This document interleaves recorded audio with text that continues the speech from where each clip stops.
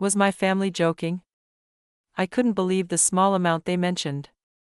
Just the other day, my phone was buzzing non-stop with calls from my parents. When I finally answered, they started shouting before I could even speak. At first, I couldn't grasp what my dad was saying, leaving me totally confused. Later, I found out they were furious over the money I was supposedly sending my sister, Mira. They claimed I sent them as much as $112,000 each month, while they thought I only contributed a meager $880. But that wasn't true. I had been sending $112,000 every month, just like Mira. You must be lying, they insisted. Mira, with her modeling career, makes more than you. She sends us $112,000 a month. We are so disappointed in you. Mira is so thoughtful, my father grumbled, clearly upset. My mom joined in too, criticizing my lifestyle. Do you think it's okay to just live on your own, splurging your money? Why can't you be more like your sister? She cares about us so much, she sighed heavily. I've always felt that they favored Mira. She was stunning, turning heads wherever she went, while I was often overlooked. People always compared us, praising her beauty and joking about how plain I looked next to her. From a young age, it was clear to everyone that Mira was destined for success in acting or modeling. My parents doted on her, always making sure she had the newest, trendiest clothes and enrolling her in any class she wanted. Meanwhile, I made do with hand-me-downs and had no classes at all. Mira grew up spoiled and entitled, believing that what was mine was also hers. She took my things without asking, and when I protested, my parents would just tell me, "Let it go, Amanda. She's younger. Be a good older sister." They dismissed my feelings so easily, always siding with her. Over the years, this favoritism only got worse. In elementary school, when Mira decided she wanted my room, my parents didn't hesitate to displace me. They moved me to the living room, justifying it by saying I didn't have many belongings and there was enough space for me to sleep there. The living room, where I slept among old family portraits, became my new bedroom. Feeling overlooked and undervalued, I eventually decided to stop sending money home, hoping to make a point. I'm Amanda, a 31-year-old working at a food processing company, living with the weight of being the less favored child, while my stunning sister Mira, 6 years my junior, enjoyed the limelight and affection I never received from our parents. Despite the cold treatment and harsh comparisons, I carried on, holding on to the memory of my grandparents, who had always cherished me dearly. My name, Amanda, was chosen by my grandfather during the vibrant spring season when amandas were blooming. He adored these flowers, and their resilience resonated with him. As a child, I loved sitting on his lap, enveloped in his warmth, and listening to his comforting words. "Amanda," he would say, "no matter how tough things get, you can always push through. After the hardships, happiness will bloom again, just like an amandas in spring." These words from my grandfather came back to me often, especially during difficult times. As I grew older, it became evident that my parents treated me and Mira very differently. I never really felt at home in my own house. When I expressed my dream of becoming a school nurse and wanted to discuss university entrance exams, my parents immediately dismissed the idea. "We can't afford university fees for you. Think about your sister Mira. We need to save for her future," they insisted. Though financially we were an average family, not struggling by any means, my dreams were pushed aside to prioritize Mira's aspirations. After high school, while Mira went off to a prestigious university, I entered the workforce, landing a job at a small to medium-sized company a few train stops away from her home. Eventually, I moved out and rented a small studio apartment near work. It was a relief to be on my own, away from the constant comparisons and favoritism at home. Mira, meanwhile, flourished at university and was soon scouted by a talent agency during a shopping trip with friends. My parents were over the moon, constantly talking about her modeling career. One day, Mira called me, her voice full of excitement and gratitude. "We owe everything to Mom and Dad," she said. "Let's start giving them $12,000 each month to show our appreciation." The amount shocked me. $120,000 was a lot of money, and while modeling might pay well, I was only making about $66,000 a month at my job. If I agreed, I'd have to cut my expenses drastically, and even then, I'd need to find extra income. Reluctantly, I decided to take on weekend work as a security guard at a construction site. The job paid well but was physically grueling. Summers were scorching and winters bitterly cold. Many times, I thought about quitting. Despite the difficulties, I continued, driven by a mix of family loyalty and the desire to not feel lesser than my sister. Deep down, I clung to my grandfather's words, hoping that after these hard times, happiness would once again bloom for me, just like the Amandas of spring. Despite the challenges of balancing a demanding job and certification studies with little sleep, my coworkers showed unexpected kindness. They often bought me drinks and food, realizing the effort I was putting in. I was doing everything I could to save money, cutting back on eating out and other unnecessary expenses, but reaching the monthly $122,000 I promised to send home was still a stretch. Determined to boost my income, I decided to earn a professional certification. I dedicated every spare moment to studying, the days blurring into a fast-paced mix of work and learning. In this hectic schedule, I missed several calls from my parents. When I finally had a moment to call them back, I was met with immediate anger. "You are horrible. What do you think of us?" my father yelled as soon as I answered, with my mother's voice echoing in agreement in the background. Confused, I asked, "What's wrong? Are you talking about the money I send?" I couldn't understand their anger. "Do you know how much Mira is sending? $112,000, and you send just $80. Are you mocking us?" "That's impossible," I replied firmly, shocked by their claims. "I am sending $112,000 monthly." "Don't lie," my father snapped. "Mira earns more than you from her modeling, so she's the one sending us $112,000 each month. I'm really disappointed in you." "Mira is so smart," my father continued, his tone full of disappointment. My mother chimed in, criticizing my lifestyle and accusing me of not caring about the family as much as Mira did. I was dumbfounded and overwhelmed by sadness, unable to articulate a response. It then dawned on me that there had been a huge misunderstanding. Previously, Mira had suggested we keep our contributions anonymous under the pseudonym Rainbow.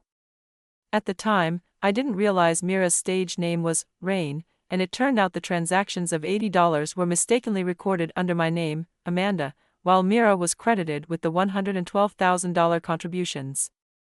Before I could explain the mix-up, my parents declared they didn't need my mocking $80 and hung up. I felt a mix of anger and betrayal towards Mira for not clarifying our arrangement, which left me sleepless and filled with turmoil, unsure whether to continue sending money.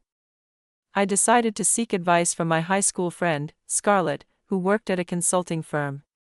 Scarlett was known for her capability and reliability, and she always gave frank, just advice. Scarlett was surprised when I requested a sudden meeting. "What happened?" she asked, noticing my distressed expression as we met for lunch. I opened up about the family situation, explaining the misunderstanding about the money.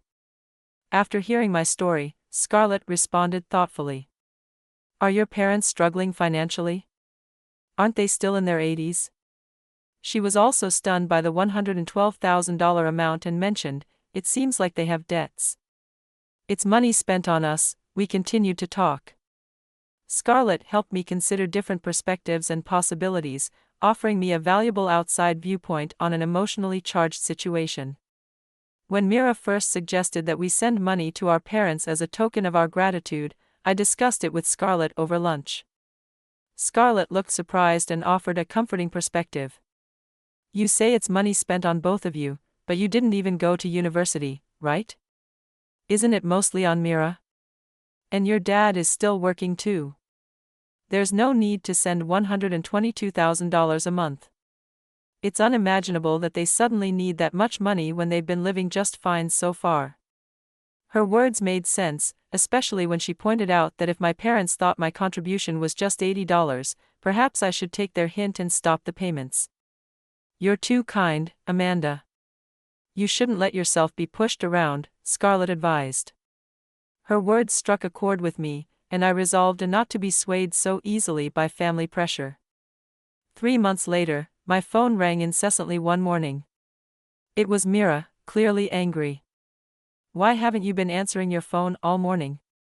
And why did you stop sending money on your own? What were you thinking? She demanded, her frustration evident. Overwhelmed by my own life challenges and financial struggles, I felt the weight of her accusations. I had learned from Scarlett that Mira's so-called financial contributions were more about maintaining her pride and our parents' extravagant habits rather than necessity. Scarlett, who was also an acquaintance of a friend of Mira's, had been discreetly gathering information for me. She discovered that Mira frequently splurged on clothes and cosmetics, complaining to her friends, "My big sister is my source of funds, so I rely on her money. Lately, I've been struggling because I don't have money for my sister.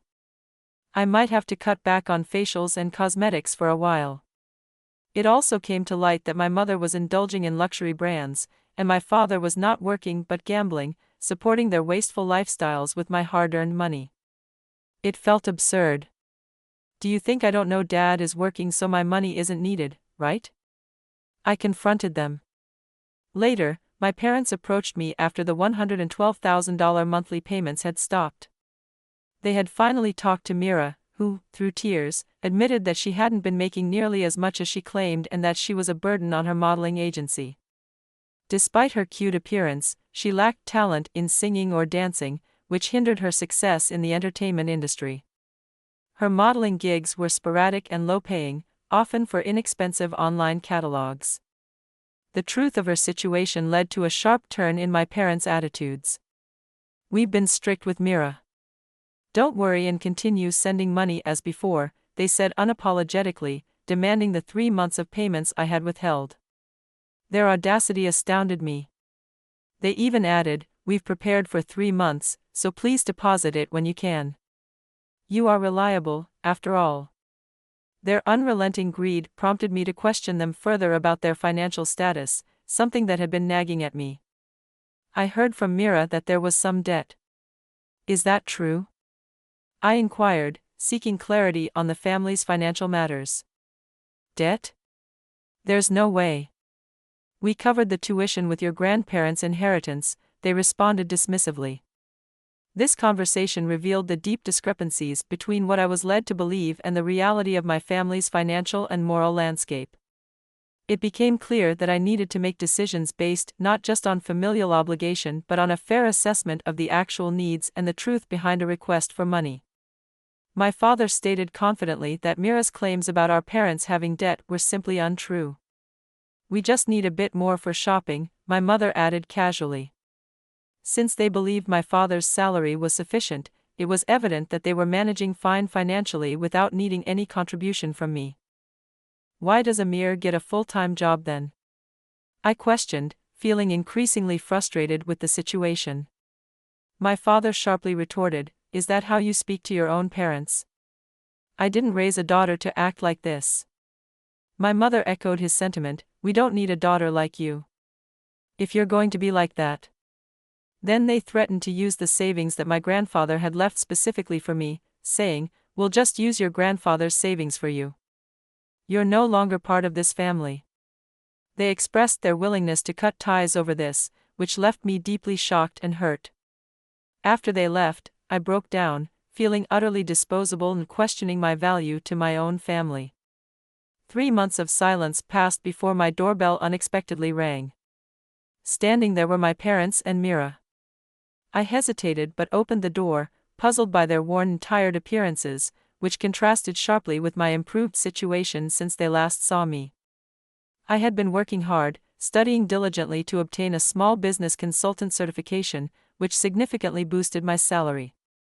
Scarlett had helped me land a new job where I was now a team leader, enjoying a fulfilling work life and even considering moving closer to work to a better apartment. "What's with the luxury?" my parents and Mira asked, almost accusatory, noticing my nicer clothes and healthier appearance. "Before you indulge in such luxuries, give us some money," they demanded, pleading for financial help as if entitled to it. They seemed desperate yet unapologetic about their direct demands. Disgusted with their attitude, I confronted them with Dad's and Mira's income. You can live comfortably. What's really going on? I challenged. Mira, tears welling up, revealed her ongoing struggles in the modeling industry, which were far harsher than she had let on. She had been scouted by another agency and decided to invest a significant sum to join, believing it would kickstart her acting career. Unfortunately, it turned out to be a scam, and the agency vanished with their money, leaving no traces behind. At that moment, someone from a consumer finance company appeared at my door, asking if I was related to them, as they had traced my address. It turned out my family had borrowed a large sum, hoping Mira's career would turn around quickly. Furthermore, Mira had been spending lavishly at nightclubs to relieve stress, worsening their financial woes. I was astounded by their reckless behavior and irresponsibility. When the finance agent asked if I was family, I firmly stated, I don't know these people at all. I have nothing to do with them. It was a harsh response, but necessary to protect myself from the consequences of their actions. This moment marked a definitive break, not just emotionally but legally, from the destructive patterns of my family. After the tumultuous events, my parents found themselves filing for bankruptcy. Their debts were wiped clean, but as a consequence, they had to sell our family home and move into a modest apartment. Despite everything, both of them managed to find jobs through a temp agency and were making ends meet.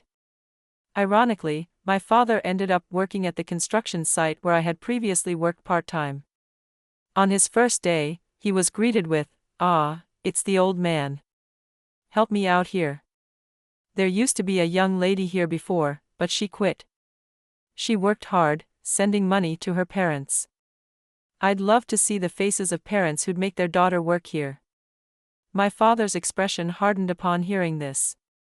Meanwhile, Mira, having abandoned her modeling aspirations, tried her luck in the nightlife scene. Unfortunately, her self-centered traits didn't sit well with customers, and she was quickly dismissed from various clubs and lounges, eventually scraping by with earnings from a small bar. Her lifestyle led to noticeable changes in her appearance, and among the regulars, tales of her modeling days seemed like distant, almost unbelievable memories. A model? Who are you kidding? Look in the mirror, they would mock. As for me, I severed ties with my family and focused on building my own life. 6 years later, I found myself at Scarlett's wedding, held in a scenic chapel in Tampa, USA, overlooking the sea. The vast blue stretched before us, and the atmosphere was charged with a sense of new beginnings. Next to Scarlett stood her husband, beaming with pride. Scarlett, who had been focusing on her career, had unexpectedly fallen in love with a colleague.